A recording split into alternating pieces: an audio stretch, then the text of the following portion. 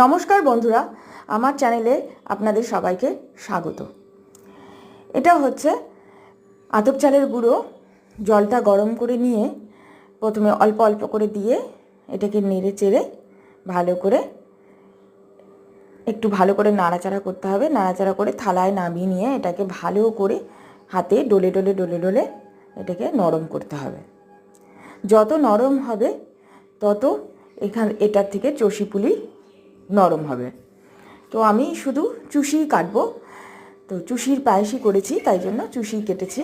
শুধু এটার থেকে পুলিও কাটা যায়, পুলিও করা যায়। তো পুলিটা করিনি। এই যে দুধটা গুড় দিয়ে জাল হয়ে গেছে, খেজুর গুড় দিয়ে। এখন তো শীতকাল, তাই জন্য খেজুর গুড় ভালো পাওয়া যায়, তাই জন্য এটা দিয়ে জাল হয়ে গেছে। এবার এই যে চুষিগুলো দিয়ে দিলাম।